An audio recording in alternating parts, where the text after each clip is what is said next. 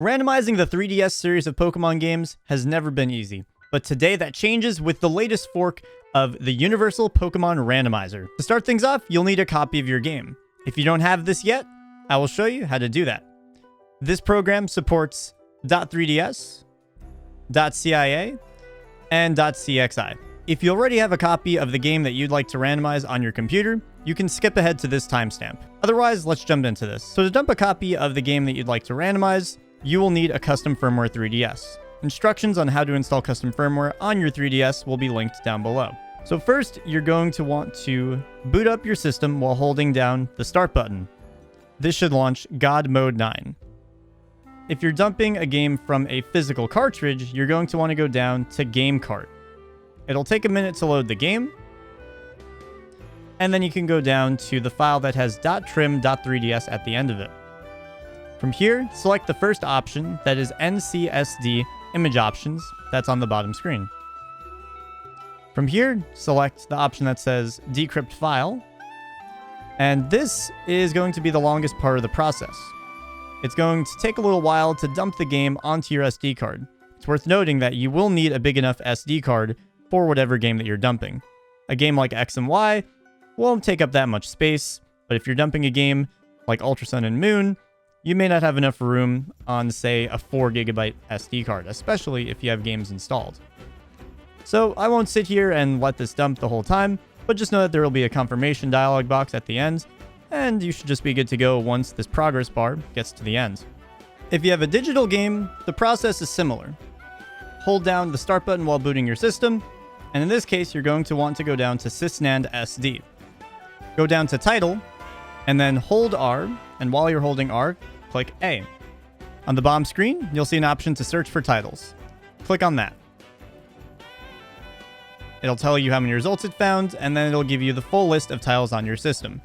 Let's say, for example, I'd like to dump Pokemon Omega Ruby.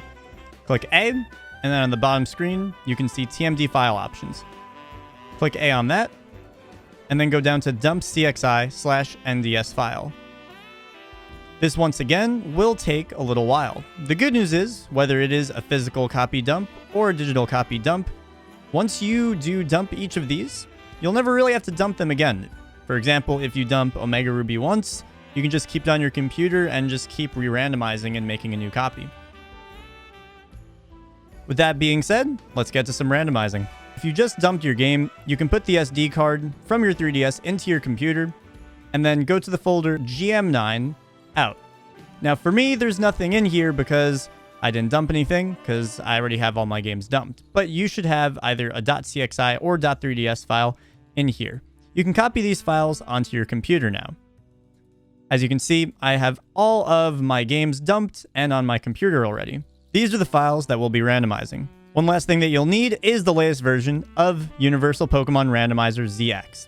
I have the link below that includes always the latest version of this program. If you go to the bottom, you'll see a zip file. This is what you'll want. So just download it, and then you can extract it to wherever you'd like. You do need all of the files. Included is the launcher, which is what you'll be using, PokeRandoZX.jar, which is running in the background, but you will not interact with directly, and then a README, which is useful to read. So definitely give that a read. It's not too long.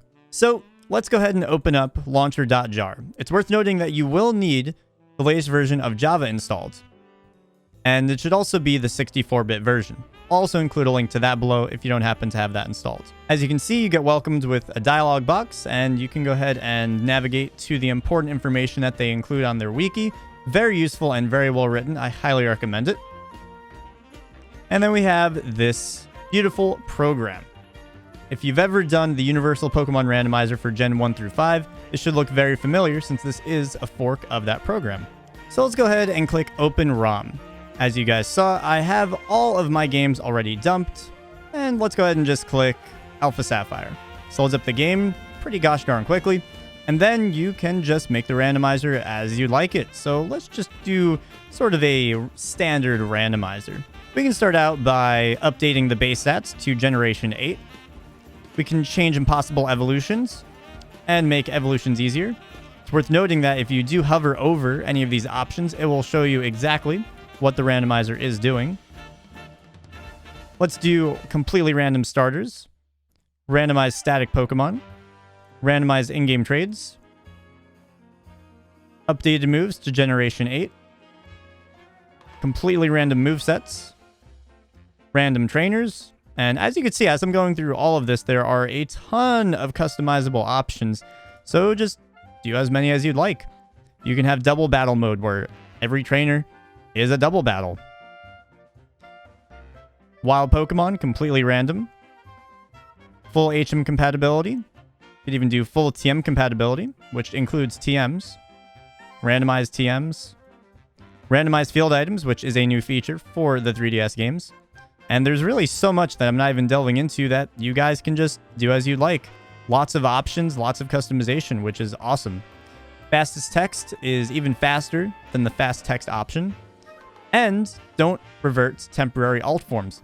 That is fantastic because that means that Mega Evolved Pokemon won't revert even if you stop reset your game, which was not the case before.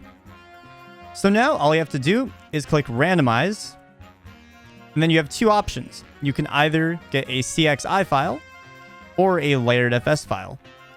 CXI will build a completely new ROM with the randomized changes, and layered FS will give you essentially only the files that are changed. CXI will take a lot longer and will be a much bigger file, whereas I will be showing you guys the layered FS, which takes much less time, and it works great. So let's go ahead and make a new folder, and we'll just name it Alpha Sapphire Rando. You can name it whatever you want, and then click Save. And I think you guys will be pretty surprised, just like that. It's done. You can save a log if you'd like. I'm not going to. And as you can see, we have a folder now that we made, Alpha Sapphire Rando, and this has the patch that we just made. So from here, you can navigate over to your SD card from your 3DS and go into Luma, Titles, and then in here is where your patch will go. I do advise that you delete anything in Titles because this may include old randomizers that you've run, which can interfere with the new randomizer.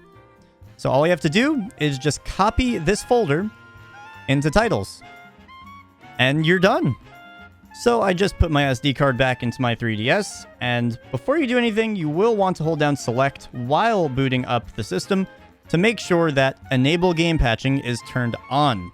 Make sure that there's an X next to it, or else the randomizer will not work.